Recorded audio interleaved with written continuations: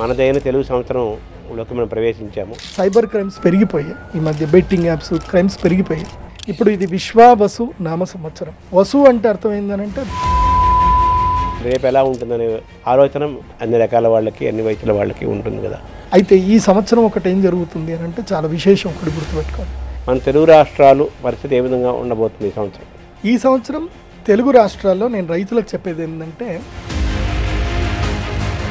రాజకీయ నాయకుల పరిస్థితి ఏ విధంగా ఉంటుంది. వాళ్ళే కదా ఈ రాజ్యాన్ని నడుపుతున్న వాళ్ళు. రాజకీయ సంక్షోభం క్రియేట్ చేయడానికి కొంతమంది దుర్మార్గులు. కానీ నేను చెప్పాను కదా, వితిన్ 40 days జడ్జ్మెంట్ వచ్చేస్తుందని చెప్పాను కదా. ఇప్పుడు మేషంకి ప్లస్ మైనస్ ఏముంది? మేషానికి ప్లస్ లేవట్టు, వృషభంకి ప్లస్ మైనస్ ఎలా ఉంది? ఉద్యోగం చేస్తే మైనస్, వ్యాపారం చేస్తే ప్లస్. మిథునం నిమ్మకు నీరెత్తినట్టు ఉండండి, ఎవరు ఏదైనా రియాక్ట్ అవ్వకండి. సింహం చిన్న పానీపూరి బండి అయినా పెట్టండి. సింహరాశి వారు ఈ సంవత్సరం సింహం వేటాడాల్సిందే. మకర రాశి వారు ఈ సంవత్సరం అసలు పెళ్లి చేసుకోవాలి. తులారాశి వాళ్ళు కూడా ఉద్యోగాలు మానేయండి. అద్భుతంగా ఉంటుంది అన్నారు కదా ఈ సంవత్సరం. అదే అందుకే ఉద్యోగాలు మానేయమని చెప్పారు. 6 రాశులు నంబర్ 1లోనే ఉంటాయి. 6 రాశుల్లో 3 రాశులు నెగిటివ్ టైప్, కంప్లీట్గా నెగిటివ్. ప్రజలకు చెప్పేది ఏంటంటే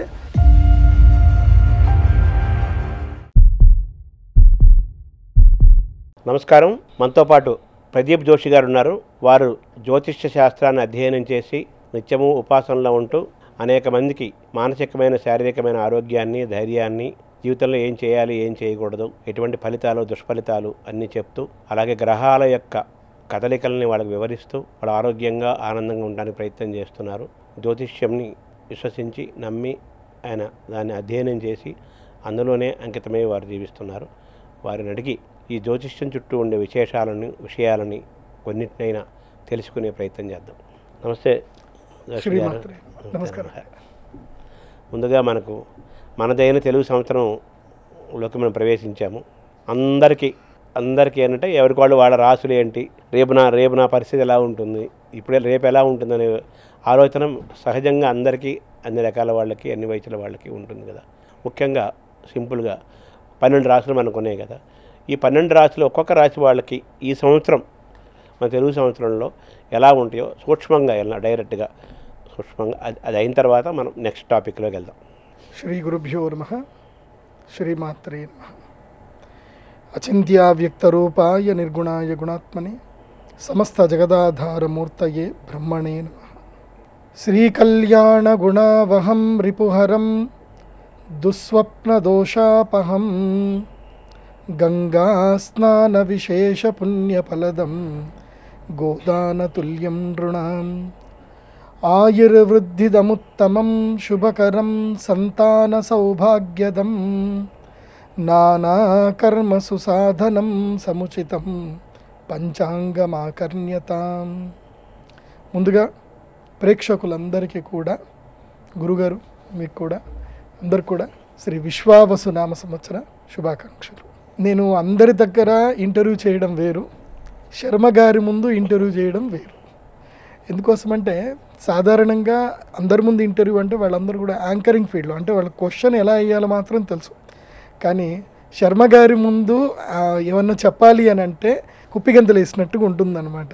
ఎందుకోసమంటే వాళ్ళు సాక్షాత్తు సరస్వతి పుత్రులు, పెద్ద పెద్ద పండితులు, అవధాన సరస్వతులు అయినటువంటి మాడుగుల నాగఫణి శర్మ కానివ్వండి, తర్వాత ఇంకా చాలా పెద్ద పెద్ద పండితులు, తెలుగు రాష్ట్రాల్లో ఉండే అంతమంది పెద్ద పండితులు అందరినీ కూడా సూటిగా ప్రశ్నించగలిగే శక్తి సామర్థ్యం ఉన్నటువంటి మహాపండితులు. నిజంగా చెప్పాలంటే శర్మ గారితో ఇంటర్వ్యూ చేయడం నిజంగా నా అదృష్టం. ఎందుకోసమంటే ఆయన చేతులు ఎంతోమంది పెరిగారు. ఆయన ఇండస్ట్రీకి ఈ జర్నలిజం ద్వారా ఎంతోమందిని ఆయన పరిచయం చేశారు. ఆ పరిచయం చేసిన వ్యక్తుల్లో నేను కూడా ఒక్కండి. నా లైఫ్లో నాకు మొట్టమొదటిగా నాకు టెలివిజన్లో నాకు ఎవ్వరూ ఛాన్స్ ఇవ్వలే. నాకు వచ్చి ఛాన్స్ ఇచ్చి ఫస్ట్ టాలీవుడ్ ఛానల్లో తారాబలం అనే ప్రోగ్రాంతో నాకు మొట్టమొదటిగా నాకు మీడియాలో అవకాశం ఇచ్చిన ఫస్ట్ వ్యక్తి. వారి ఆధ్వర్యంలో టాలీవుడ్ ఛానల్ నడుస్తున్నప్పుడు మెయిన్ వీరే అనమాట. ఎందుకోసమంటే వాళ్ళందరూ చైర్మన్లు, వాళ్ళు ఎలా సెలెక్ట్ చేస్తారు, సెలెక్ట్ చేయాల్సింది సారే కదా. అప్పుడు సారు కంప్లీట్గా CEO ఉండే, సారే సెలెక్ట్ చేసి నా టాలెంట్ని గుర్తించింది మొట్టమొదటి వ్యక్తి శర్మ గారు. ముందుగా ప్రేక్షకులందరికీ కూడా ఉగాది శుభాకాంక్షలు. ఇప్పుడు ఇది విశ్వావసు నామ సంవత్సరం. విశ్వావసు అంటే ఇక్కడ మనం ఏం అర్థం చేసుకోవాలి, విశ్వ ఆ వసు. ఇక్కడ వసు అంటే మనం అర్థం చేసుకోవాలి, వసు అంటే అష్టవసువులు. ఈ భూమికి అష్టవసువుల యొక్క అనుగ్రహముతోటి ఈ భూమిని వసుంధర అని మనం పిలిచాం. వసు అంటే అర్థం ఏంటంటే ధాతువులు, వసు అంటే ఆయుర్వేద శక్తి, వసు అంటే పోషకాలు, వసు అంటే స్థిరత్వము, వశుద్ధి అంటే కరువు కాటకాలు లేకపోవడము. ఇలా సమస్తమైనటువంటి అష్టవసువుల యొక్క శక్తి ఏదైతే ఉందో అది ఇక్కడి నుంచి భూమి సంతరించుకోవడం ప్రారంభిస్తుంది. అంటే ఇది లైక్ మనకి ఎట్లాగైతే వసంత ఋతువు ఎట్లాగైతే మనకు ఉంటుందో ఈ 60 సంవత్సరాల్లో ఈ సంవత్సరం వసంత ఋతువులాగా, అంటే మళ్ళీ భూమి సరికొత్తగా తన యొక్క శక్తిని పుంజుకోబోతుంది అనేది అర్థం చేసుకోవాలి.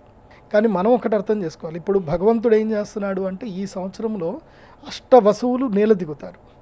నేల దిగి చంద్రుడి వెన్నెల ద్వారా అదేవిధంగా మంచి వర్షాల ద్వారా ఈ భూమిని సుసంపన్నం చేస్తారు. కానీ మనం ఒక్కటి నేర్చుకోవాలి, ఈ సంవత్సరం నుంచి మనందరం ఒక ప్రతిజ్ఞ తీసుకోవాలి, గోవుని సంరక్షించాలి. ఎక్కడైతే గోవును సంరక్షించలేమో అక్కడ మనకు భూమి సారవంతం అనేది పోతుంది. భూమికి సారవంతం ఇచ్చే ఏకైక శక్తి కేవలము గోవు మాత్రమే. గోమయము తప్ప ఈ ప్రపంచంలో ఏది కూడా భూమిని సారవంతం చేయలేదు. ఏ కెమికల్స్ ఏవి కూడా భూమిని సారవంతం చేయలేవు. ఇదొక్కటి అందరు గుర్తుపెట్టుకోండి. ఎందుకోసమంటే విశ్వ ఆవసు నామ సంవత్సరానికి అర్థమైందనంటే ఇదే. విశ్వావసు నామ సంవత్సరం. వసుదేవుడు అని ఎందుకంటారు అంటే అతను గోపాలకుడు కాబట్టి అతను వసుదేవుడు అన్నారు. వాసుదేవుడు, శ్రీకృష్ణుడి యొక్క పేరు ఏమిటి అంటే వాసుదేవుడు. వాస్తవంగా అందరికి కృష్ణుడి పేరు తెలియదు. కృష్ణుడు ఒరిజినల్ పేరు ఏంటిదంటే వాసుదేవుడు అని పేరు. తర్వాత ఆయన నల్లగున్నాడు కాబట్టి ఆయన కృష్ణయ్య అని పిలిచారు. ఆయన పేరు వాసుదేవుడు. ఎందుకు వాసుదేవుడు అంటారు అంటే ఆయన గోపాలకుడు, గోవులను కాపాడుతున్నాడు కాబట్టి. ఈ సంవత్సరము నుంచి గోవులు సంరక్షింపబడేటట్టుగా మీరు ప్రయత్నం చేయగలిగితే వసువులు వాళ్ళ పని వాళ్ళు చేసుకుంటూ వెళతారు. కాబట్టి ఈ సంవత్సరం యొక్క ముఖ్య లక్ష్యం ఏమిటి అని అంటే ఈ విశ్వావసు నామ సంవత్సరంలో ధాన్యాలు చక్కగా పండుతాయి, పువ్వులు పండ్లు అన్నీ కూడా చక్కగా పండుతాయి ఈ సంవత్సరం. పశువులు కూడా చక్కగా పాలిస్తాయి, అన్నీ బాగుంటాయి. అయితే ఈ సంవత్సరం ఒకటి ఏం జరుగుతుంది అని అంటే చాలా విశేషం, ఒకటి గుర్తుపెట్టుకోండి. ఈ సంవత్సరము నవనాయకుల్లో గురుగ్రహానికి ఒకే ఒక పోర్ట్ఫోలియో తీసుకున్నాడు. ఆయన సస్యం వరకు వెళ్ళిపోయాడు అంతే. మిగతా అంతా కూడా సూర్యుడు, శని, కుజుడే. మెయిన్గా వీళ్ళిద్దరే ఎక్కువగా ఉన్నారు. సూర్యుడే 3 పోర్ట్ఫోలియో తీసుకున్నాడు, శని 3 పోర్ట్ఫోలియోస్ తీసుకున్నారు. సో పోర్ట్ఫోలియోస్లో తండ్రి కొడుకులే ఎక్కువగా ఉన్నారు. అంటే అర్థం చేసుకోండి, సమవర్తి శని, ఈసారి శని సమవర్తి ఎక్కువగా ఉన్నాడు కాబట్టి అత్యుత్కటై పాపపుణ్యై ఇహ ఏవ ఫలమశ్నుతే. గుర్తుపెట్టుకోండి, ఇక్కడ ఎవరైతే ఎక్కువగా పుణ్యం చేసుకుంటారో వాళ్ళు తొందరగా ఫలితాన్ని, పుణ్యఫలాన్ని అనుభవించేస్తారు. ఎవరైతే పాపం చేస్తారో వాళ్ళు కూడా తొందరగా పాప ఫలితాన్ని అనుభవిస్తారు. ఇప్పుడు మన యొక్క చట్టాలు కరెక్ట్గా ఉన్నాయి, కాకపోతే జడ్జిమెంట్ అనేది లేట్ అవుతుంది. ఇప్పుడు క్రిమినల్స్కి ఏమైపోయింది అంటే ఏ తప్పు చేసినా పర్వాలేదు, జడ్జిమెంట్ వచ్చేసరికి మన జీవితకాలం అయిపోతుంది. ఈ లోపల మనం తప్పులు చేసుకుంటూ పోదామని అనుకునే స్థాయికి సైబర్ క్రైమ్స్ పెరిగిపోయాయి. ఈ మధ్య బెట్టింగ్ యాప్స్ క్రైమ్స్ పెరిగిపోయాయి. కానీ ఈ సంవత్సరం ఏం జరుగుతుంది అని అంటే చెప్పే కదా, ఇక్కడ నుంచి సమవర్తి స్టార్ట్ అవుతాడు. ఈ సంవత్సరము తండ్రి కొడుకులు ఇద్దరు కూర్చున్నారు. శని సమవర్తి, యమధర్మరాజు యొక్క అన్నగారు కాబట్టి వచ్చి కూర్చున్నాడు. యమాగ్రజం అంటారు కాబట్టి ఆయన కూర్చున్నాడు. కాబట్టి ఆయనతోటే, ఎందుకోసమంటే ఈసారి షష్టగ్రహ కూటమి, ఆయన మార్పుతోటే ఈ సంవత్సరము మనకి ప్రారంభమవుతుంది. ఉగాది షష్టగ్రహ కూటమి 29వ తారీఖుతోటి ఈ సంవత్సరం ప్రారంభమవుతుంది. కాబట్టి దుష్టులకు, నేరస్తులకు, మోసగాళ్లకు ఈ సంవత్సరము సింహస్వప్నం. ఈ సంవత్సరం ఎవడు తప్పు చేసినా, ఎవడు మోసం చేసినా టపేళ్ళని వాడికి దెబ్బలు తాకుతాయి. అయితే యాక్సిడెంట్ అవ్వడమో, రోగం తగలడమో, లేకపోతే వాడు ఇంకో దగ్గర నుంచి మోసపోవడమో, ఇవన్నీ 100% జరుగుతాయి. సో ఇకపై మంచి వాళ్ళకి మంచి జరగబోతుంది, చెడ్డ వాళ్ళకి చెడు తొందరగా జరగబోతుంది. అది బాగా గుర్తుపెట్టుకోండి ఈ విశ్వావసు నామ సంవత్సరంలో.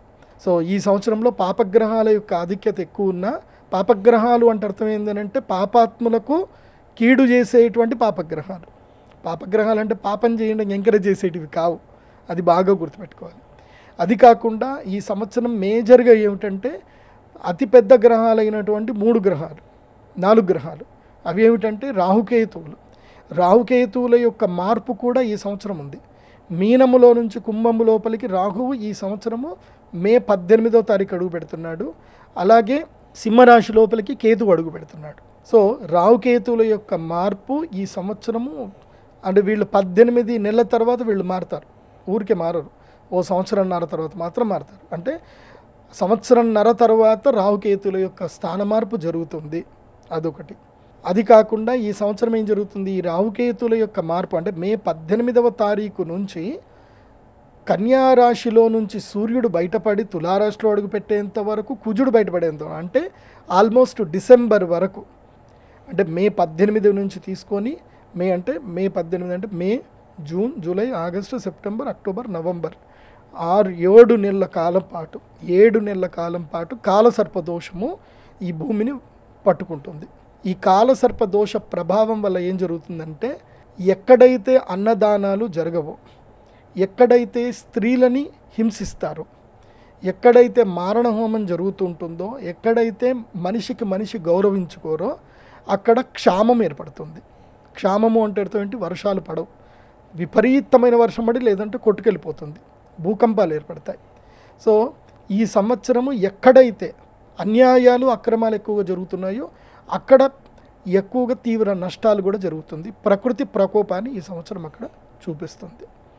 ఇది ఒకటి. తర్వాత ఇంకొకటి ఏమిటి అని అంటే శనిగ్రహము. ఈ శనిగ్రహము మీనరాశి లోపలికి అడుగు పెడుతున్నాడు. దీని వలన ఒక నష్టం ఒకటి ఉంటుంది, ఒక లాభం కూడా ఉంటుంది. ఏమిటి నష్టం అని అంటే జలచరములకు సంబంధించిన వాటికి పీడ అనేది కలుగుతుంది. ఎప్పటి వరకు అంటే ఆగస్టు వరకు జలచరులకు పీడ కలుగుతుంది. ఆ జలచరములు తినేటువంటి వాళ్ళకు కూడా పీడ కలుగుతుంది. అటు జలచరములు ఏంటంటే చేపలు, రొయ్యలు. నేను ఈ సంవత్సరము మన తెలుగు రాష్ట్రం ఎందుకోసమంటే మొత్తం ప్రపంచంలోనే ఒడిస్సా, బెంగాలు, తర్వాత వచ్చేసి మన తెలుగు రాష్ట్రాలు వచ్చేసి ఏలూరు, భీమవరము, ఈ ప్రాంతంలోనే ఈ యొక్క రాస్ బిజినెస్ అనేది చేస్తారు. చేపల వ్యాపారం ఎక్కువగా చేస్తారు. కోస్తా ఏరియా మనకే ఎక్కువ ఉంది కాబట్టి. ఈ సంవత్సరము జాలర్లకు, అదేవిధంగా ఎవరైతే ఈ యొక్క చేపలకు, రొయ్యలకు సంబంధించిన వ్యాపారం చేస్తారో వాళ్ళకి తీవ్రమైనటువంటి నష్టం వచ్చే అవకాశం ఉంటుంది. కాబట్టి ఈ సంవత్సరము చాలా మెళకువలతోటి వ్యాపారం చేయండి. ఎక్కువగా పెట్టుబడులు పెట్టవద్దు. ఎందుకోసమంటే ఈ సంవత్సరంలో ఏవైతే గనక జలచరములకు ఆరోగ్య సమస్యలు వస్తాయి, జలచరములు మనుగడ సాగించవు. అది బాగా గుర్తుపెట్టుకోండి, అదొకటి. తర్వాత కనుక చూస్తే గురుగ్రహం కూడా మారబోతున్నాడు కాబట్టి గురువు మారడం వల్ల ఒక మంచి జరుగుతుంది. గురువు మిథున రాశి లోపలికి అడుగు పెట్టబోతున్నాడు. దీనివల్ల ఒక మేలేం జరుగుతుందంటే ఈ సంవత్సరం కొంచెము ఈ యొక్క కోర్టు కేసులు, భార్యాభర్తల మధ్యన కొట్లాటలు, ఫ్యామిలీ కోర్టులు కొంచెం తగ్గుతాయి. మధ్యలో కుటుంబ జీవితంలో కొంతమందికి అవగాహన ఎక్కువగా పెరుగుతుంది. మెచ్యూరిటీ లెవెల్స్ ఇప్పుడు ఈ సంవత్సరం పెరిగే అవకాశాలు ఉంటాయి. కాబట్టి ఈ సంవత్సరం కొట్లాటలు కాస్త తగ్గుతాయి, కుటుంబ కలహాలు కాస్త తగ్గుతాయి. ఎందుకోసమంటే మిథున రాశి లోపలి గురువు వస్తే దంపతులని సంరక్షిస్తాడు, అదొకటి మేలు జరుగుతుంది. అదేవిధంగా ఈ సంవత్సరము ప్రధానంగా చెప్పాలి అంటే గురుగ్రహం యొక్క మార్పు వలన మే 15వ తారీఖు నుండి నంబర్ 1 స్థానము లోపల వృషభ రాశి వారిని గురువు మరియు శనిగ్రహం ఇద్దరు కూడా యోగిస్తారు. గురువు మరియు శని ఇద్దరు అనుగ్రహిస్తారు. కాబట్టి ఈసారి నంబర్ 1 పొజిషన్లో ఉన్న రాశి ఏమిటంటే వృషభ రాశి.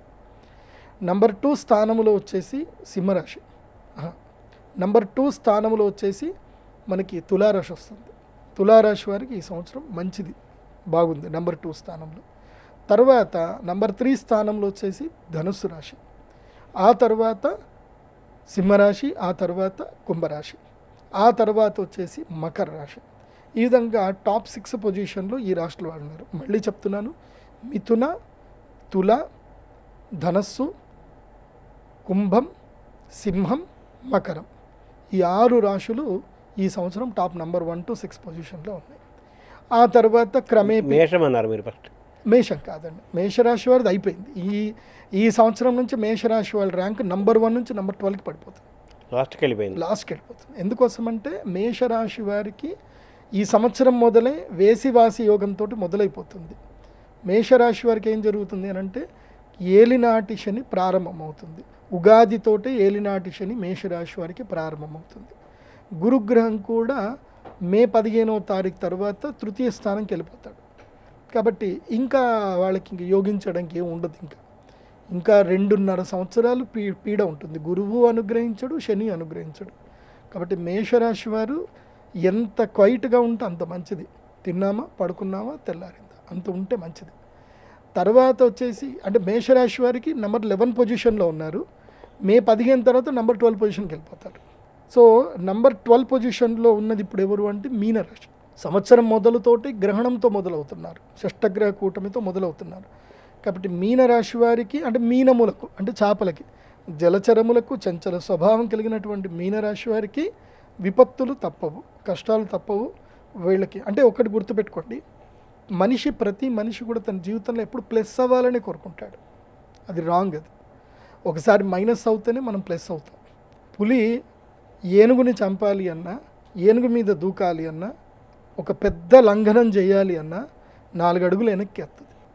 మనం చూడండి, మనం ఏదన్నా పరిగెత్తి ఏదైనా జంప్ ఎక్కువ చేయాలంటే ఒక అడుగు వెనక్కి పుష్ అయ్యి మళ్ళీ ముందుకెళ్తాం. అట్లాగే నెగిటివ్ టైం రావడము అనే దాని మీద చాలామంది నెగిటివ్ కామెంట్ చేస్తారు, గురువుగారు భయపెట్టేస్తున్నారు అని కామెంట్స్ పెడతారు. నెగిటివ్ చాలా మంచిది. ఎందుకోసమంటే నా జీవితంలో నేను చాలామందిని చూసా, వాళ్ళకి సాఫీగా జీవితం గడుస్తున్నంతసేపు వాళ్ళ జీవితంలో ప్రోగ్రెసివ్ రాలే. కష్టం వచ్చింది, బాధ కలిగింది, ఏకాంతంలో పడిపోతారు. ప్రపంచం వాళ్ళకి పరిచయం అవుతుంది. వెనువెంటనే వాళ్ళు ఎక్కడున్నారు అని వాళ్ళకి తెలుస్తుంది. వాళ్ళ పొజిషన్ ఏంది, వాళ్ళ ప్లేస్ ఏంది, వాళ్ళు ఏం చేయాలి, వాళ్ళు ఎక్కడ ఏ స్థాయిలో ఉన్నారని తెలుసుకొని ఎదగడానికి సమయం తీసుకుంటుంది. ఆ సమయమే చాలా మంచిది. నేను అందుకే చెప్తాను, మనకి మంచి మిత్రుడు ఎవరు అంటే మనల్ని ఆపదల్లో కాపాడేటువంటి వాడు, అదేవిధంగా వ్యసనంలో కూడా మనల్ని ఏం చేసేటువంటి వాడు అంటే తిట్టేటువంటి వాడు. మనం తప్పు చేస్తే నిర్మోహమాటంగా తిట్టి మనని ఆపేటటువంటి వాడే నిజమైన స్నేహితుడు. అట్లాగే అలాంటి స్నేహితుడు ఎవరు అంటే శనిగ్రహమే. శని ఏం చేస్తాడు అంటే ఏలినాటి శనిలో ఇప్పుడు ఏలినాటి శని 7.5 సంవత్సరాలు ఉంటుంది. బేసిక్గా ఫస్ట్ 2.5 సంవత్సరాలు ఏం చేస్తాడు అంటే పూర్తిగా అన్నీ లాగేసుకుంటాడు. ఇంకా అహంకారం తెప్పిస్తాడు, కోపం తెప్పిస్తాడు, మదం తెప్పిస్తాడు. ఆ మదముతో నువ్వు విచిత్రంగా ప్రవర్తిస్తావు, ఉన్నవన్నీ పోగొట్టుకుంటావు, అయిపోతుంది. మిగతా 2.5 సంవత్సరాలు నిన్ను కరువులో పెడతాడు. ఎంత కరువులో పెడతాడు అంటే నువ్వు ఎవరిని వెళ్ళి మాట్లాడించినా, సొంత అన్నదమ్ముల్ని అడిగినా, సొంత స్నేహితుడిని అడిగినా, అమ్మా నాన్న కూడా నీకు హెల్ప్ చేయరు. ఆ స్థాయికి నేను ఎవరు చేయని కూడా ఒంటరిని చేసేస్తాడు. 2.5 సంవత్సరాలు, 5 సంవత్సరాలు అయిపోతుంది. ఈ 5 సంవత్సరాల్లో నీకు జీవిత పాఠాలు నేర్పించేస్తాడు. లాస్ట్ 2.5 సంవత్సరాల్లో నువ్వు ప్రోగ్రెసివ్ అవ్వడానికి మోటివేట్ చేస్తాడు. ఆ 2.5 సంవత్సరాలు నువ్వు ప్రోగ్రెసివ్ అయ్యి మోటివేట్ అయితే తర్వాత జీవితం యొక్క విలువలు తెలిసిపోతాయి, మాట తీరు మారిపోతుంది, చేత మారిపోతుంది, అహంకారం తగ్గిపోతుంది. ఎక్కడ తగ్గాలి, ఎక్కడ నెగ్గాలి, ఎక్కడ అరవాలి, ఎక్కడ ఇచ్చేయాలి, ఈ విచక్షణ అనేది శని నేర్పిస్తాడు. ఇలా శని జీవితంలో ప్రతి ఒక్కరికి 3 సార్లు వస్తాడు. అలా మేషరాశి వారికి యుక్త వయసులో ఉండేటువంటి వాళ్ళకైతే అంటే ఎవరికైతే 30 ఏళ్ళు దాటుతాయో వాళ్ళకి ఇది 2వసారి వస్తున్నట్టు. సో ఇప్పుడు ప్రపంచం మీకు పరిచయం చేయిస్తాడు. నిజంగా చెప్పాలంటే మన జీవితము 30 ఏళ్ల తర్వాతనే వచ్చేది మన జీవితం. 30 ఏళ్ల వరకు మనమంతా ఒక మాయలో ఉంటాం. అప్పటి వరకు చదువని, అప్పటి వరకు ఏదో ఉద్యోగమని, అప్పటి వరకు ప్రేమలని, తర్వాత పిల్లలని, ఈ మాయలో ఉంటాం. ప్రేమలు, పిల్లలు, కామము, ఆ క్షామము అన్నీ పోయిన తర్వాత మిగిలేది ఏముందిరా జీవితంలో ఏం సాధించామంటే ఏముండదు. అప్పుడు తెలుస్తుంది వాస్తవం, real life. So 30th year నుంచి 50th ఇయర్లోనే రియలిస్టిక్ లైఫ్ అనేది మనకు తెలిసేది. సో మాయ అంతా పోతుంది, జీవితం అంటే ఏంది అనేది అక్కడనే తెలుస్తుంది. అప్పటి వరకు ఏదో మాయలు ఉంటాం, అప్పటి వరకు అమ్మ నాన్న చూసుకుంటారు. అది 30 ఏళ్ళు దాటిన తర్వాత ఎవరు చూడరు. సో 30 ఏళ్ళ నుంచి 50 ఏళ్ల మధ్యన ఉండేటువంటి మేషరాశి వారికి ఇది గుణపాఠాలకు సంబంధించిన కాలం. కాబట్టి యాక్సెప్ట్ ద లైఫ్. నేను మేషరాశి వారికి చెప్పేది ఏంటంటే, మీరు గురుగారు ఏదో భయపెట్టిచ్చేస్తున్నారు, అయిపోయింది, ఈయన ఏదో చేసుకుందాం అనుకుంటే మీ మూర్ఖత్వం. లైఫ్ని ఇప్పుడు యాక్సెప్ట్ చేయడం నేర్చుకోండి మేషరాశి వారు. మీనరాశి వారు learn how to be the life, ఎలా ఓవర్కమ్ చేయాలి అనేది మీనరాశి వారు నేర్చుకోండి. మెయిన్ ఏంటంటే మీనరాశి వారికి ఇట్స్ టైమ్ టు క్రై. విపరీతంగా ఏడ్చేస్తారు, గుండెల మీద ఉంటాడు శని, ఏడిపించేస్తాడు, ఇష్టమైన వాళ్ళని దూరం చేస్తాడు, బాధపడతాడు. కాబట్టి మీనరాశి వారు ఓపికగా ఉండండి. ఎందుకోసమంటే ఉత్సవే వ్యసనే చైవ దుర్భిక్షే రాష్ట్ర విప్లవే సంగ్రామే సంకటశ్చైవ మిత్రం తం సముపార్జయేత్ అని శాస్త్రం చెప్తుంది. అంటే నీకు ఉత్సవం అంటే నీకు మంచి సమయంలోను కష్టములోను అన్ని సమయంలో ఉన్నవాడే నీకు మిత్రుడు. అది నీకు ఇప్పుడు తెలుస్తుంది. రియల్ ఫ్రెండ్ ఎవరో ఇప్పుడే తెలుస్తుంది. నీకు డబ్బులు ఉన్నప్పుడు నీతో తిరిగేవాడు నీ ఫ్రెండ్ కాదు. నీకు కష్టం వచ్చినా నీకు ఏ సమయంలో నీతో ఉండేవాడే ఫ్రెండ్. అందుకే మిత్రుణ్ణి ఆపదల్లో పరిశీలించాలి, భార్యని డబ్బు లేనప్పుడు పరిశీలించాలి. నీ దగ్గర డబ్బు మొత్తం పోయినా కూడా నీతోటే ఉంది అనుకో, ఆవిడ నీకు నిజమైనటువంటి సహధర్మచారిణి. నీ దగ్గర డబ్బు లేదు ఇంకా అయిపోయింది అని నిన్ను వదిలేసి వేరే సంబంధాలు పెట్టుకుంది అని అంటే ఆవిడ నీకు నిజమైన ధర్మపత్ని కాదు అని అర్థం. సో ఒకవేళ ఇప్పుడు మీన రాశి వారికి కొన్ని అట్లాగే తెలుస్తాయి. ఎందుకోసమంటే జన్మక్షేత్రం లోపలికి శని వచ్చి రాగానే మనకి నిజరూపాలు చూపించేస్తాడు, కానీ తట్టుకునే శక్తి రావాలి. నిజరూపాలు కనిపిస్తాయి, మీ ఆత్మీయుల యొక్క నిజరూపాలు కనిపిస్తాయి మీన రాశి వారికి, కానీ అది నువ్వు తట్టుకోవాలి. చాలామందికి నిజం అంటే ఇష్టం, నిజం కావాలని కోరుకుంటారు, కానీ నిజాన్ని భరించలేరు కదండి. నిజాన్ని చేదుగా ఉంటుంది, నిజాన్ని భరించలేరు. ఇప్పుడు కుంభరాశి వారికి, మీనరాశి వారికి, మేషరాశి వారికి నిజాలు కనిపిస్తాయి, కానీ కర్ణ కఠోరంగా ఉంటాయి, భరించలేరు, ఏడ్చేస్తారు, కింద పడి గిలగిల కొట్టుకుంటారు. సో నేను చెప్పేది ఏంటంటే మీరు ఎంత విచక్షణతో ఎంత కంట్రోల్డ్గా ఉంటే మీ అందరికీ అంత మంచిది ఈ 3 రాశుల వారు.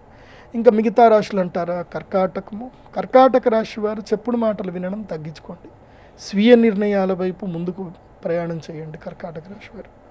అదేవిధంగా కన్యా రాశి వారు బిజినెస్ టూర్లు ఎక్కువగా చేయండి, సరికొత్త వ్యాపారాల గురించి ఆలోచించండి. కన్యా రాశి వారు ఇంట్లో ఉండకూడదు. ఎప్పటి వరకు అంటే మే నుంచి మొదలు దసరా నవరాత్రులు మొదలయ్యేంత వరకు కన్యా రాశి వారు ఇంటి బయట ఎక్కువగా ఉండాలి. అన్ని బిజినెస్ టూర్లు ఎక్కువగా చేయండి కన్యా రాశి వారు. ఎందుకోసమంటే కన్యా రాశి వారికి 2 నెలల కాలం లక్ టైం ఉంది. కన్యా, వృశ్చికం, మకరం, కర్క ఈ రాశి వాళ్లకు ఒక 2 నెలల కాలం అదృష్టకాలం అయితే వస్తుంది. మెయిన్గా చెప్పాలంటే కర్క, మకర, వృశ్చిక రాశి వాళ్ళకు మాత్రం లక్కీయెస్ట్ టైం వస్తుంది. 2 నెలలు మాత్రమే వస్తుంది. ఆ 2 నెలల లోపల మీరు ఎస్టాబ్లిష్ అయిపోవాలి. బాగా గుర్తుపెట్టుకోండి. ఈ విశ్వావసు నామ సంవత్సరం మాత్రం 48 డేస్ డ్యూరేషన్ సమయం. నువ్వు మంచి చేసినా 48 రోజుల్లో నీకు తిరిగి కొట్టేస్తుంది, నువ్వు చెడు చేసినా 48 రోజుల్లో తిరిగి కొట్టేస్తుంది. అదే విశ్వావసు నామ సంవత్సరం యొక్క గొప్పతనం. ఇది బాగా గుర్తుపెట్టుకోండి. అంటే ఈ 12 రాశులు చెప్పారు కదా మీరు, 12 రాశులు 3 చెప్పారు. ఈ మొట్టమొదటి 3 రాశులు చాలా ఇబ్బందుల్లో ఉంటాయి, తర్వాత 3 రాశులు యావరేజ్గా ఉంటాయా? అవునండి, అంతే. తర్వాత 3 రాశులు ఇంకా కొంచెం తక్కువలో ఉంటాయా? అంటే నంబర్ 1 లాభ నష్టాలు కష్ట సుఖాలు నంబర్ 1లో అయితే కనుక చెప్పాను కదా సార్, 6 రాశులు నంబర్ 1లోనే ఉంటాయి. నంబర్ 1 to 6 6 రాశులు. సో ఈ 6 రాశులకి ప్రోగ్రెసివ్ టైమే. 6 రాశుల్లో 3 రాశులు నెగిటివ్ టైం, కంప్లీట్గా నెగిటివ్. 80 to 100% నెగిటివ్ ఉంటుంది. సో 50 to 70% పాజిటివ్లో నెగిటివ్లో ఉంటారు. సో వాళ్ళు ఎవరు అంటే చెప్పాయి కదా, కన్య, కర్క, తర్వాత వచ్చేసి ఈ మకర రాశి వాళ్ళు, వృశ్చిక రాశి. అవన్నీ బాగుంటాయి. తులాకు సూపర్ ఉంది సార్, తులా మారిపోతుంది, తులా రాశి జీవితం మారిపోతుంది. చెప్పాయి కదా, వృషభ, తుల, ధనస్సు వీళ్ళు టాప్ పొజిషన్లో ఉంటారు. లాస్ట్ 3 అవి. తర్వాత మకర, కుంభ, తర్వాత వచ్చేసి సింహ వీళ్ళు కూడా నెక్స్ట్ 3 పొజిషన్లో ఉంటారు. సమాన పరిస్థితులు చూస్తే మన తెలుగు రాష్ట్రాలు పరిస్థితి ఏ విధంగా ఉండబోతుంది ఈ సంవత్సరం? ఈ సంవత్సరం తెలుగు రాష్ట్రాల్లో నేను రైతులకు చెప్పేది ఏంటంటే, కూరగాయల మీద ఎక్కువగా కాన్సన్ట్రేషన్ చేయండి. ఈసారి పంటలు అయితే అద్భుతంగా పండుతాయి. అయితే ఈ సంవత్సరం వర్షాకాలం వరకు ఓకే, ఆ తర్వాత మాత్రం ఆరుతడి పంటల మీద ఎక్కువ కాన్సన్ట్రేషన్ చేయండి. వర్షాధార పంటల మీద మాత్రం డిపెండ్ అవ్వకూడదు. ఎందుకోసమంటే ఈ సంవత్సరం కాస్త వర్షాలు తక్కువగా ఉన్నాయి. అంటే పడతాయి, మంచిగానే పడతాయి. మన అదృష్టవశాత్తు మనకి అన్ని వనరులు అయితే అన్నీ ఉన్నాయి, మనకి డ్యాములు అయితే అన్నీ నిండుతాయి, చెరువులు డ్యాములు అయితే అన్నీ నిండుతాయి. కాకపోతే అవి మనకి అందడానికి మాత్రం సరిపడవు. కాబట్టి ఈసారి ఖరీఫ్ మాత్రం చాలా జాగ్రత్తగా చూసుకోండి, కూరగాయల మీద ఎక్కువ కాన్సన్ట్రేషన్ చేయండి. సో వ్యాపారవేత్తలు, రాజకీయ నాయకులు, ఉద్యోగస్తులు, విద్యార్థులు మామూలుగా గృహ జీవితం గడిపే గృహిణులు మామూలు వాళ్ళు ఉంటారు కదా, వీళ్ళ పరిస్థితి ఏ విధంగా ఉంటుంది మీ తెలుగు రాష్ట్రాల్లో ముఖ్యంగా? మీ సమిష్టిగా అడుగుతున్నారు కానీ ఎవరిది వాళ్ళకే ఉంటుందండి. ఇండివిజువల్ రాశి ఫలాల ప్రకారం ఉంటుంది. ఇప్పుడు అందరికి ఒకే రకమైన వ్యాపారం కలిసి వస్తుందని నమ్మకం లేదు. అవును, ఇప్పుడు మనం రోడ్డు మీద ప్లైవుడ్ షాపులు 4 ఉంటాయి కానీ అందరికీ కౌంటర్ ఒకటే ఉండదు. వాడి జాతకం ఇండివిజువల్ జాతకం ఉంటుంది. ఎవరి జాతకం ఇందాక రాసి చెప్పారు, ఆయా రాశుల వాళ్ళ ఫలితాలు ఆయా రంగాల వాళ్ళకి ఆయా వయసుల వాళ్ళకి అందరికీ వర్తిస్తాయి. కాకపోతే ఈ సంవత్సరం ఒక్కటేందంటే రైతులకు లాభం. ఈ సంవత్సరం రైతులకు మాత్రం లాభదాయకం ఉంటుంది. రాజకీయ నాయకుల పరిస్థితి ఏ విధంగా ఉంటుంది? వాళ్ళే కదా ఈ మొత్తం రాజ్యాన్ని నడుపుతున్న వాళ్ళు, వాళ్ళ ఎలా ఉంటుంది మన తెలుగు రాష్ట్రాల్లో? ఏముండదండి, పొలిటికల్ డ్రామాస్ అయితే నడుస్తూనే ఉంటాయి.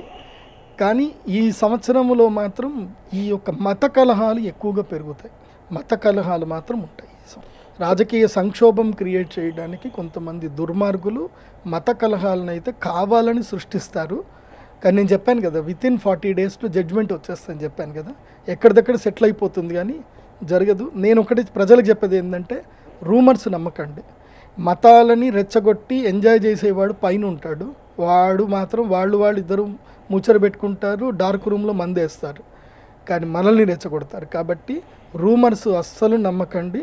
మతాల చిచ్చు జోలికి ఏ జనాలు వెళ్ళకండి. ఈ మంచి వాళ్ళకి ఈ సంవత్సరం అంతా మంచి జరుగుతుంది, ఉంటుంది. చెడ్డవాళ్ళందరికీ పనిష్మెంట్ ఉంటుంది. వరాలు శాపాలు వాళ్ళ మనస్తత్వము వాళ్ళ ధర్మము అధర్మం మీద ఆధారపడటానికి ఎక్కువ అవకాశం ఉన్న సంవత్సరం ఇది.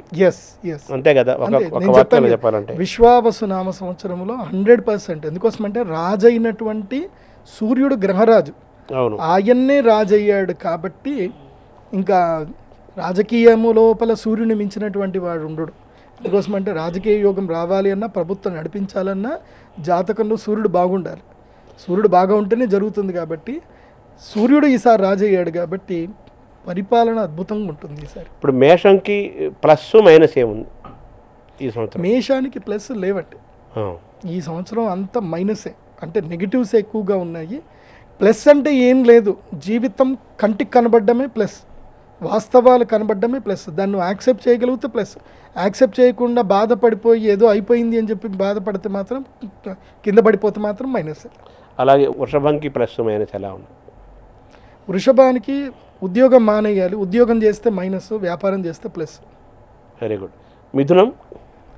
మిథునం నిమ్మకు నీరెత్తినట్టు ఉండండి, ఎవరు ఏదైనా రియాక్ట్ అవ్వకండి, ఓకే నీ ఇష్టం అని చెప్పండి. అహంకారం పూర్తి వదిలేయండి.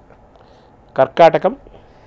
సొంత నిర్ణయాలు తీసుకోండి, వ్యాపారాలు చేయండి, ముఖ్యంగా మార్కెటింగ్ వైపు ఎక్కువగా కాన్సన్ట్రేషన్ చేయండి, కొత్త కోర్సులు నేర్చుకోండి. Very good. సింహం? సింహరాశి వారు ఎవడి చేతి కింద పని చేయకండి. చిన్న పానీపూరి బండి అయినా పెట్టండి, 50,000తో పెట్టుబడి అయినా చేయండి, రూపాయి పెట్టుబడి లేకున్నా సరే ఏదైనా పని చేయండి, కానీ వ్యాపారమే చేయండి. సింహరాశి వారు ఈ సంవత్సరం సింహం వేటాడాల్సిందే.